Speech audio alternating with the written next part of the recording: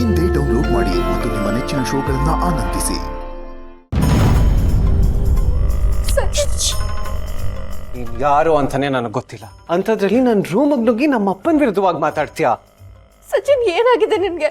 ನನ್ನನ್ನ ಯಾರು ಅಂತ ಕೇಳ್ತಿದ್ಯಾ? ನಾನು ನಿನ್ ಸುಮ್ಮ, ನಿನ್ ಹೆಂಡತಿ. ಸುಳ್ಳು. ನನಗ್ ಮದುವೆ ಆಗಿಲ್ಲ, ಯಾವ ಸುಮಾನು ಗೊತ್ತಿಲ್ಲ. ಅಲ್ಲ ಸಚಿನ್, ಸುಮಾ, ಏನಾಯ್ತು ಕಂದ? ಅಮ್ಮ, ಇವಳು ಯಾರು? ನಮ್ಮನೇಲಿ ಯಾಕಿದ್ದಾಳೆ?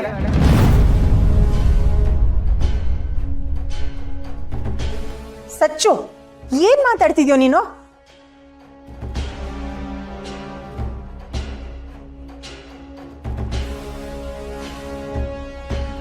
ವರ್ಕ್ ಆಗಿಲ್ಲ ಅನ್ಕೊಂಡಿದ್ದೆ, ಚೆನ್ನಾಗೆ ವರ್ಕ್ ಆಗಿದೆ.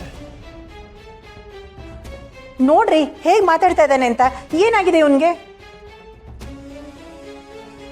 ಅಯ್ಯೋ, ನನಗೂ ಗೊತ್ತಾಗ್ತಾ ಇಲ್ಲ ರೇವತಿ. ಸಚಿನ್, ಏನಾಯ್ತು? ಅಪ್ಪ, ಇವಳು ಯಾರೋ ನನ್ನ ರೂಮಿಗೆ ನುಗ್ಗಿ ನಿಮ್ ಬಗ್ಗೆ ಕಂಪ್ಲೇಂಟ್ ಹೇಳ್ತಿದ್ದಾಳೆ. ನೀವ್ ಸರಿ ಇಲ್ಲ, ಹಾಗೆ ಹೀಗೆ ಅಂತೆಲ್ಲ.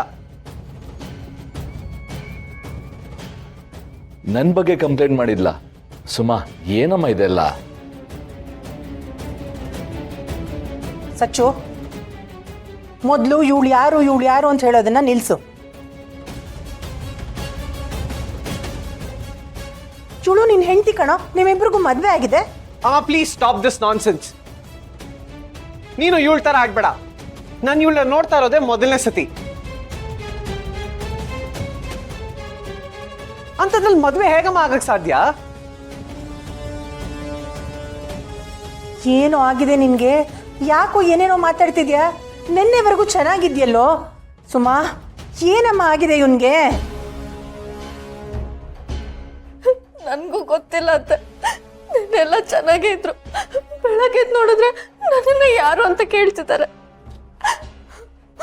ರೇವತಿ, ಸುಮಾ ಈ ತರ ನನ್ನ ಬಗ್ಗೆ ತಪ್ಪಾಗೆಲ್ಲ ಮಾತಾಡಿ ಆ ಶಾಕಲ್ಲಿ ಸಚಿನ್ ಈಗ ಮಾತಾಡ್ತಾ ಇದ್ದಾನ?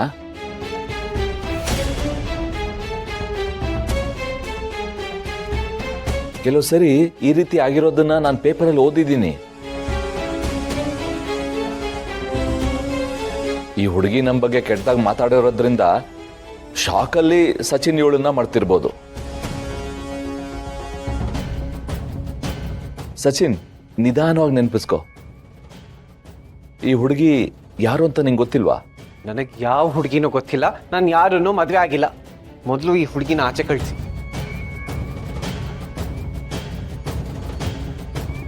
ಸತಿ ನಿನ್ನ ಮುಖ ನನಗೆ ತೋರಿಸಿದ್ರೆ ನಾನು ಏನು ಮಾಡ್ತೀನೋ ನನಗೆ ಗೊತ್ತಿಲ್ಲ.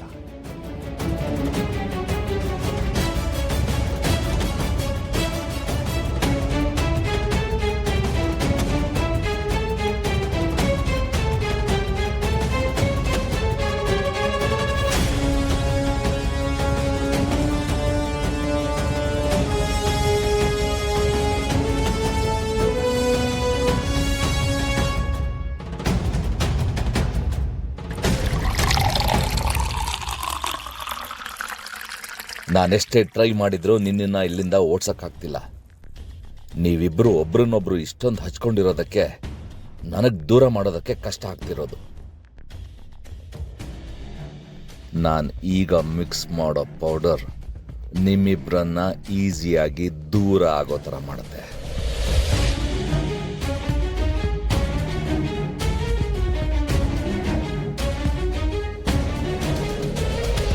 ಈ ಹಾಲನ್ನು ಕುಡಿಯೋದ್ರಿಂದ ಒಬ್ರಿಗೊಬ್ರು ನಿಮ್ಮ ಪ್ರೀತಿನ ಮರಿತೀರಾ, ನಿಮ್ಮಷ್ಟಕ್ಕೆ ನೀವೇ ದೂರ ಆಗ್ತೀರಾ.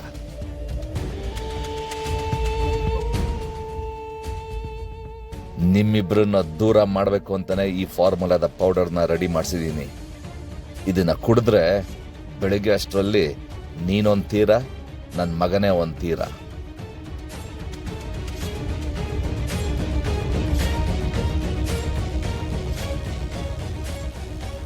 ಏಯ್ ಸುಮಾ, ನನ್ನ ಮುಂದೆನೆ ಸವಾಲ್ ಹಾಕ್ದೋಳಲ್ವಾ ನೀನು? ನಿನ್ನನ್ನು ನನ್ನ ಮಗನ ಕೈಯಿಂದನೇ ಮನೆ ಬಿಟ್ಟು ಓಡಿಸ್ಲಿಲ್ಲ, ನನ್ನ ಹೆಸರು ಕೇಶವನೇ ಅಲ್ಲ.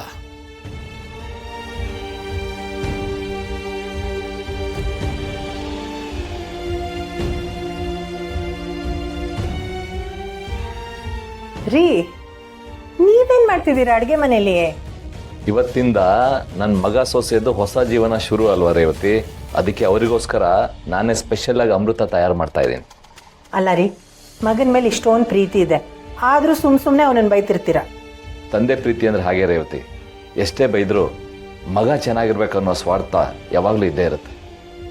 ಈಗ ಅವನು ಇಷ್ಟಪಟ್ಟಿದ್ದ ಹುಡುಗಿ ಜೊತೆನೆ ಮದುವೆ ಆಗಿದ್ದಾನೆ, ಇನ್ಮೇಲೆ ಅವ್ನು ತುಂಬ ಚೆನ್ನಾಗಿರ್ತಾನೆ. ಈ ಹಾಲು ಕುಡಿದ್ಮೇಲೆ ಇನ್ನೂ ಚೆನ್ನಾಗಿರ್ತಾನೆ. ಇದನ್ನ ಸುಮನ್ ಕೈಲಿ ಕೊಟ್ಟು ಕಳ್ಸು, ಹಾಗೆ ಇಬ್ಬರಿಗೂ ಅರ್ಧ ಕುಡಿಬೇಕಂತ ಹೇಳು. ರೀ, ಅದು ಗೊತ್ತಿರೋ ವಿಷಯ ತಾನೆ, ಆದರೂ ನಿಮ್ಮ ಸಮಾಧಾನಕ್ಕೆ ಹೇಳ್ತೀನಿ, ಸರಿನಾ? ಕೊಡಿ.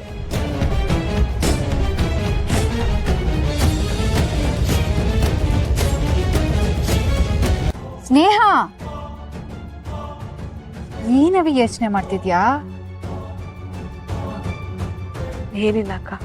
ಸ್ನೇಹ, ಮತ್ತೆ ಅದ್ರ ಬಗ್ಗೆನೇ ಯೋಚನೆ ಮಾಡ್ತಿದ್ಯಾ? ನೋಡು, ಚಿಂತೆ ಅನ್ನೋದು ಬೆಂಕಿ ಇದ್ದಂಗೆ. ಬೆಂಕಿ ದೇಹನ ಸುಟ್ರೆ ಚಿಂತೆ ಮನ್ಸನ್ನ ಸುಡ್ತದೆ. ಅದಕ್ಕೆ ಅದನ್ನೆಲ್ಲ ತೆಗ್ದಾಕ್ಬಿಡ್ಬೇಕು. ನಾನು ಆ ವಿಷಯದ ಬಗ್ಗೆ ಯೋಚನೆ ಮಾಡ್ತಿಲ್ಲ. ಸರಿ ಹೋಯ್ತು, ಯೋಚನೆ ಮಾಡಕ್ಕೆ ಏನೂ ಇಲ್ಲ ಅಂತ ಈಗ ಇನ್ನೊಂದು ವಿಷಯದ ಬಗ್ಗೆ ಯೋಚನೆ ಮಾಡ್ತಿದ್ಯಾ? ಹಾಗಲ್ಲಕ್ಕ, ಕಂಟಿಯವ್ರಿಗೆ ನೋಟಿಸ್ ಕೊಡ್ಬೇಕಾದ್ರೆ ಚಂದ್ರು ಅಣ್ಣ ಕೇಳೋಣ ಅಂತಂದಾಗ ಕಂಟಿಯವ್ರು ಬೇಡ ಅಂದ್ರು. ನೀವು ಗಮನಿಸ್ರಾ? ಹ್ಞೂ ಕಣವಿ, ಸಿಟ್ಟಾಗಿ ಚಂದ್ರಣ್ಣಯ್ಯ ಬೇಡ, ಬ್ಯಾರೆಲ್ಲ ಯಾರನ್ನ ಹುಡುಕಿ ಮಾಡಿಸ್ತೀನಿ ಅಂತ ಹೇಳಿದ್ರು. ನಾನು ಇವಾಗ ಆ ವಿಷಯದ ಬಗ್ಗೆನೇ ಯೋಚನೆ ಮಾಡ್ತಿರೋದು. ಅದ್ರಾಗ ಯೋಚನೆ ಮಾಡೋದು ಯೋನದೇ ಸ್ನೇಹ. ಅಣ್ಣ ಹಿಂಗೂ ಕಂಟಿ ಅವ್ರಿಗೂ ಸಣ್ಣ ಪುಟ್ಟ ಜಗಳ ಎಲ್ಲ ಇದ್ದಿದ್ದೆ ಅಲ್ವೇ? ನಿಂಗೆ ಗೊತ್ತಲ್ಲ ಅವಿ ಕಂಟಿಯವ್ರ ಪಾಪ. ಅಣ್ಣಯ್ಯ ಯಾವ್ದೋ ವಿಚಾರಕ್ಕೆ ಬ್ಯಾಡ ಅಂತ ಹೇಳಿರ್ತಾರೆ, ಅದಕ್ಕೆ ಕಂಟಿಯವ್ರ ಪಾಪ ಮಾಡ್ಕೊಂಡಿರ್ತಾರೆ. ಇದಕ್ಕೆ ನೀನು ಈಟೊಂದು ತಲೆ ಕೆಡ್ಸ್ಕೊಳ್ಳೋ ಅವಶ್ಯಕತೆ ಇಲ್ಲ ಕಣ.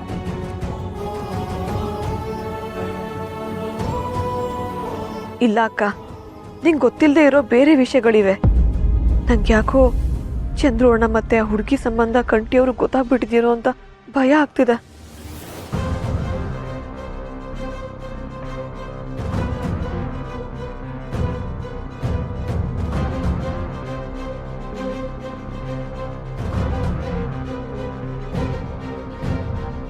ಯೋನವಿ ಮತ್ತೆ ಅದನ್ನೇ ಯೋಚನೆ ಮಾಡಕ್ ಶುರು ಮಾಡ್ದ. ನೋಡು, ನೀನೀಗ ಒಂದು ಜೀವ ಅಲ್ಲ, 2 ಜೀವ. ನೀನು ಯೋಡ್ ಖುಷಿಯಾಗಿರ್ತೀಯೋ, ನೀನು ಹೊಟ್ಟೆನಾಗಿರೋ ಮಗುನೂ ಕೂಡ ಆಟೆ ಆರೋಗ್ಯವಾಗಿರ್ತದೆ. ಅದಕ್ಕೆ ಅದನ್ನೆಲ್ಲ ತಲೆಯಿಂದ ತೆಗ್ದಾಕಿ ಖುಷಿಯಾಗಿರ್ಬೇಕು.